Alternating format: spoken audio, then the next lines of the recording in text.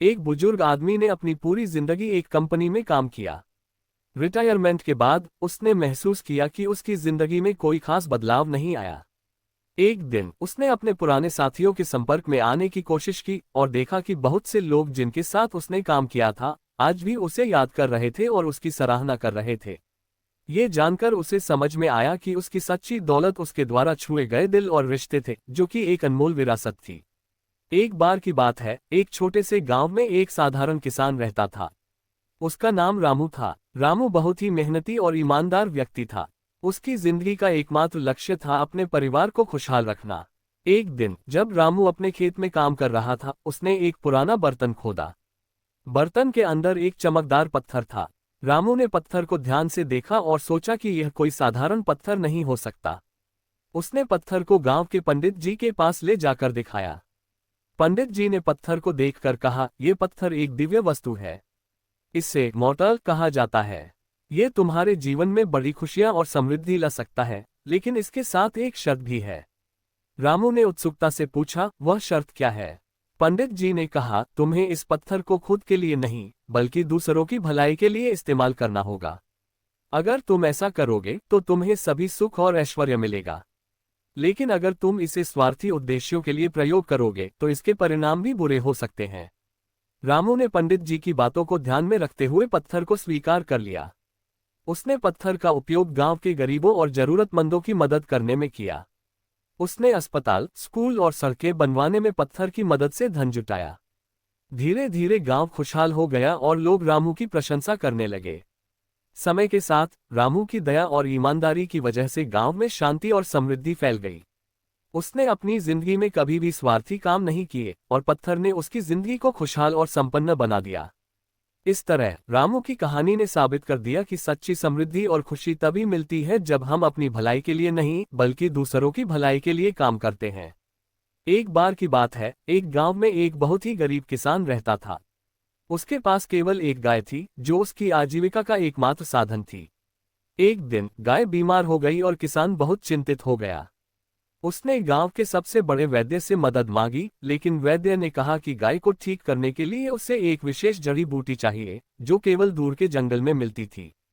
किसान ने कठिन परिश्रम किया और जंगल में जाकर जड़ी बूटी प्राप्त की। उसने उसे गाय को दिया और गाय धीरे धीरे ठीक हो गई। किसान खुश था, लेकिन वैद्य ने उससे कहा कि अब उसे धन्यवाद देना है।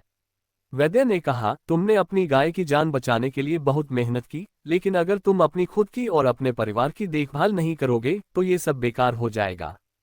किसान ने वैद्य की बातों को ध्यान से सुना और समझा। उसने अब सिर्फ गाय की देखभाल नहीं की, बल्कि अपनी और अपने परिवार की सेहत और खुशी के लिए भी समय दिया।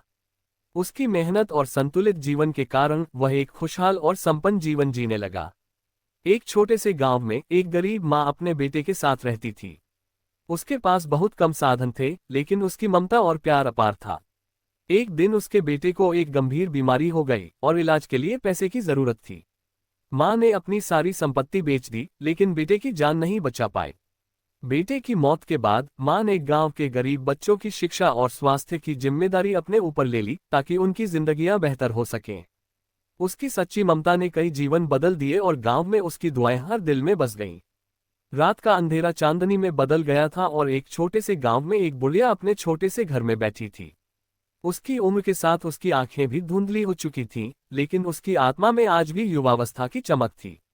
उसका नाम रमाबाई था। रमाबाई की जिंदगी का एक अंधेरा दौर था जब उसके पति की अचानक मौत हो गई थी।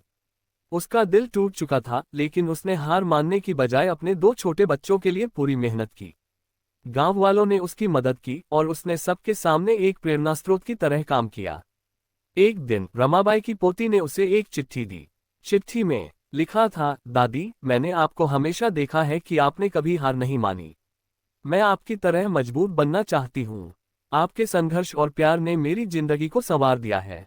रमाबाई की आंखों में आंसू थे, लेकिन उसने महसूस किया कि उसके संघर्ष ने केवल उसे ही नहीं बल्कि उसके परिवार को भी प्रभावित किया है। उसने अपनी पोती को गले लगाते हुए कहा, जीवन में कभी भी हार मत मानो। हर मुश्किल के बाद एक नया मौका होता है। रात के अंधेरे में रमाबाई ने महसूस किया कि उसके संघर्ष और प्यार ने वास्तव में उसके जीवन को नया अर्थ दे दिया था। उसने अपने जीवन की कठिनाइयों को एक नई रोशनी में देखा और सोचा, ये सब कुछ शायद मेरे लिए एक दूसरा मौका था, एक नया अध्याय शुरू करने का। वह जानती थी कि जीवन में कितनी भी कठिनाइयां आएं, उनका सामना करना और आगे बढ़ना ही सबसे महत्वपूर्ण है। और इस विचार के साथ उसने अपने जीवन के सबसे कठिन दौर को अपने और परिवार के लिए एक प्रेरणा बना दिया। एक बार की बात है, एक छोटे से गांव में एक लड़का और एक लड़की रहते थे। लड़के का नाम आदित्य था और लड़की का नाम सुमन। वे दोनों बचपन से अच्छे दोस्त थे। आदित्य हमेशा सुमन की मदद करता और सुमन भी आदित्य के हर मुश्किल समय में उसके साथ होती। एक दिन गांव में एक बड़ा मेला लगा। आदित्य और सुमन ने भी वहां जाने का फैसला किया। मेले में बहुत सारी चीजें देखने को मिली। जब वे एक झूला देखे तो दोनों ने झूला झूलने का मन बनाया। आदित्य ने सुमन को झूले पर बिठाया और खुद झूला धक्का देने लगा। दोनों हंस रहे थे और आनंद ले रहे थे। तभी अचानक झूला टूट गया और सुमन गिर पड़ी। सुमन की टांग में चोट आ गई। आदित्य घबराया और तुरंत सुमन को उठाकर गांव के डॉक्टर के पास ले गया। डॉक्टर ने सुमन की टांग का इलाज किया और उसे आराम की सलाह दी। आदित्य ने सुमन का पूरा ध्यान रखा, उसे घर पर आराम करने में मदद की और हर दिन उसके लिए कुछ न कुछ नया लाने की कोशिश करता। सुमन ने आदित्य की ईमानदारी और सच्ची दोस्ती को महसूस किया। उसकी चोट धीरे धीरे ठीक हो गई, लेकिन आदित्य और सुमन की दोस्ती और भी गहरी हो गई। इस घटना के बाद आदित्य और सुमन की दोस्ती ने सच्ची दोस्ती का मतलब सबको सिखाया। उन्होंने ये समझा कि सच्ची दोस्ती वह है जिसमें किसी भी स्थिति में एक दूसरे का साथ न छोड़ा जाए। एक छोटे से गांव में दो अच्छे दोस्त रहते थे, राजू और मोहन। दोनों बचपन से साथ खेलते और पढ़ते थे। एक दिन गांव में एक बड़ा मेला लगा। राजू और मोहन ने सोचा कि वे मेले में चले और कुछ मस्ती करें। जब वे मेले में पहुंचे तो उन्होंने देखा कि बहुत सारे लोग अलग अलग खेल खेल रहे थे और स्टॉल्स पर दुकानें सजी हुई थीं। राजू ने मोहन से कहा, चलो हम कुछ खेल खेलते हैं। मोहन ने हामी भरी और दोनों एक खेल की ओर बढ़े। खेल के दौरान मोहन अचानक एक पेड़ की ओर गिर गया और उसकी टांग में चोट लग गई। मोहन दर्द से कराह रहा था। राजू ने तुरंत उसकी मदद की और उसे उठाकर पास के एक छोटे से मेडिकल स्टॉल पर ले गया। वहां मोहन की टांग पर पट्टी बांधी गई और उसे आराम करने की सलाह दी गई। राजू ने मोहन को उठाया और धीरे धीरे उसे घर तक पहुंचाया। रास्ते में मोहन ने कहा, राजू, तुमने मेरी बहुत मदद की है। मैं हमेशा तुम्हारा आभारी रहूंगा। राजू हंसते हुए बोला, मित्रता का मतलब यही होता है, एक दूसरे की मदद करना, खासकर मुश्किल वक्त में। हम हमेशा एक दूसरे के साथ रहेंगे। रात का समय था और शहर की गलियां सुनसान हो चुकी थीं। पूजा, एक युवा लड़की, अकेले घर लौट रही थी। अचानक उसके हाथ से बैग फिसलकर सड़क पर गिर गया और उसमें रखे सभी सामान बिखर गए। वह गुस्से और तनाव में थी, लेकिन जैसे ही उसने सामान इकट्ठा करने की कोशिश की, एक अजनबी युवक उसकी मदद के लिए आगे आया। युवक ने बिना किसी आपत्ति के पूजा के सामान को एकत्रित किया और उसके बैग को ठीक से बंद कर दिया। पूजा ने उसकी मदद के लिए धन्यवाद कहा और युवक ने मुस्कुराते हुए जवाब दिया, कोई बात नहीं, हमें एक दूसरे की मदद करनी चाहिए। पूजा ने उससे पूछा, आपका नाम क्या है? युवक ने जवाब दिया, मेरा नाम अनिल है। पूजा ने सोचा कि वह अनिल को धन्यवाद देने का कोई तरीका ढूंढेगी, लेकिन अनिल ने कहा, अरे, मुझे धन्यवाद मत कहो। एक दिन जब तुम्हें मौका मिले, किसी की मदद करना, यही सबसे बड़ी धन्यवाद है। इस छोटी सी मुलाकात के बाद पूजा और अनिल का संपर्क नहीं हुआ, लेकिन पूजा के दिल में अनिल की बातों का गहरा असर हुआ। उसने सोचा कि अनिल की तरह उसकी भी जिम्मेदारी बनती है कि वह दूसरों की मदद करे। वर्षों बाद पूजा ने एक अच्छा कार्यकर्ता बनने का फैसला किया और समाज सेवा में शामिल हो गई। उसके प्रयासों से बहुत से लोगों की जिंदगी में सुधार आया। हर बार जब वह किसी की मदद करती, वह अनिल की बातों को याद करती और महसूस करती कि इस दुनिया में सच्ची मदद और दया की क्या अहमियत है। अमिता एक छोटे से गांव में अपने माता पिता के साथ रहती थी। उसकी एक छोटी सी झोपड़ी और खेत के बीच में बसा हुआ जीवन था। अमिता की आंखों में एक बड़ा सपना था, वह एक दिन शहर जाकर एक शिक्षिका बनेगी और अपने गांव के बच्चों को शिक्षित करेगी। हर दिन अमिता अपने सपनों के बारे में सोचती और मेहनत करती। वह स्कूल के लिए देर रात तक पढ़ाई करती और दिन भर खेतों में काम करती। उसके माता पिता भी उसकी लगन देखकर बहुत खुश थे, लेकिन उनकी आर्थिक स्थिति इतनी मजबूत नहीं थी कि वे अमिता की पढ़ाई के लिए शहर भेज सकें। एक दिन गांव में एक अमीर परिवार का व्यक्ति आया। उसने अमिता के संघर्ष और सपनों के बारे में सुना। वह प्रभावित हुआ और अमिता की पढ़ाई के लिए मदद करने का प्रस्ताव दिया। अमिता की आंखों में खुशी के आंसू थे। उसने उन पैसों का उपयोग शहर जाकर शिक्षा प्राप्त करने के लिए किया। अमिता ने शहर में बहुत मेहनत की और एक शिक्षिका बन गई। जब वह अपने गांव वापस लौटी तो उसने देखा कि गांव के बच्चे अब उसके पढ़ाए गए ज्ञान से शिक्षित हो गए हैं। अमिता की आंखों में आंसू थे, लेकिन ये आंसू खुशी के थे। उसने अपने सपनों को साकार करने में अपने परिवार, गांव और उस व्यक्ति की मदद को सहेज कर रखा। अब अमिता केवल अपने गांव की शिक्षिका ही नहीं, बल्कि बच्चों की प्रेरणा भी बन गई थी।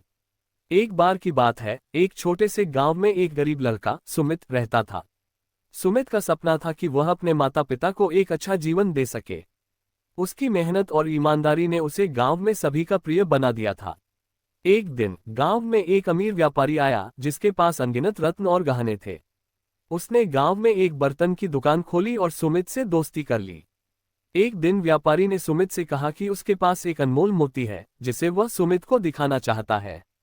सुमित ने मोती देखा तो उसकी आंखें चमक उठीं। व्यापारी ने उसे बताया कि यह मोती एक किंवदंती के अनुसार किसी भी व्यक्ति की सबसे गहरी इच्छा पूरी कर सकता है। लेकिन व्यापारी ने चेतावनी दी कि मोती को किसी को दिखाना नहीं चाहिए और उसे संभाल कर रखना चाहिए। सुमित ने मोती को अपनी आंखों से छिपा कर रखने का निश्चय किया। कुछ दिनों बाद व्यापारी गांव छोड़कर चला गया और सुमित ने मोती को अपने घर में छिपा दिया। लेकिन धीरे धीरे सुमित ने महसूस किया कि मोती उसकी जिंदगी में अधिक खुशियां नहीं ला रहा है। उसकी खुद की खुशियां और शांति ही उसकी सबसे बड़ी ख्वाहिश थी। एक रात सुमित ने मोती को नदी में फेंक दिया, सोचते हुए कि अगर किसी और को भी इसका फायदा मिले तो बेहतर होगा। सुबह जब उसने नदी किनारे देखा तो उसे एक नई शुरुआत का एहसास हुआ। उसकी जिंदगी में खुशियां लौटी और उसने पाया कि सच्ची खुशी बाहरी चीजों में नहीं, बल्कि अपने दिल की शांति और संतोष में होती है। सुमित ने सीखा कि सबसे कीमती चीजें कभी भी भौतिक नहीं होती, बल्कि दिल से जुड़ी होती हैं। इस अनुभव ने उसे समझाया कि सच्ची खुशी अपने आप में ही मिलती है और यही सच्चा अमूल्य मोती है। एक समय की बात है, एक छोटे से गांव में हर दिन बारिश होती थी। लोग परेशान थे, लेकिन एक बूढ़े व्यक्ति ने कहा, हम मौसम को नहीं बदल सकते, लेकिन हम अपने दृष्टिकोण को बदल सकते हैं। उन्होंने बारिश का आनंद लेना शुरू कर दिया और गांव के लोग भी धीरे धीरे उसके साथ खुश रहने लगे। इस प्रकार बूढ़े व्यक्ति की सकारात्मक सोच ने सबकी जिंदगी को बदल दिया। एक बार एक गांव में एक लड़का अपनी कड़ी मेहनत और लगन से सबका प्रिय बन गया। वह रोज सुबह उठकर खेत में काम करता और गांव के लोगों की मदद करता। उसकी मेहनत और ईमानदारी ने पूरे गांव में बदलाव ला दिया। उसकी छोटी छोटी कोशिशें एक बड़ी सफलता की कहानी बन गई। ये कहानी हमें सिखाती है कि छोटे छोटे प्रयास भी बड़े बदलाव ला सकते हैं। एक बार की बात है, एक बादशाह ने एक साधु से पूछा, आपके अनुसार सबसे बड़ा धन क्या है? साधु ने उत्तर दिया, संतोष सबसे बड़ा धन है। बादशाह हंसा और बोला, लेकिन मैं तो बहुत अमीर हूँ। साधु मुस्कुराए और कहा, फिर भी क्या आपके दिल को पूरी तरह से संतोष मिला है? बादशाह ने सोचा और समझ गया कि सच्चा धन संतोष है, न कि भौतिक संपत्ति। आपको कहानी कैसी लगी कमेंट कर हमें जरूर बताएं। बहुत है पूरी कहानी सुनाओगे, लेकिन सबसे पहले आपसे निवेदन है कि हमारे चैनल को सब्सक्राइब जरूर करें, क्योंकि घंटे लग जाते हैं वीडियो को बनाने के लिए, आप प्यारे दोस्तों के लिए ही तो प्लीज।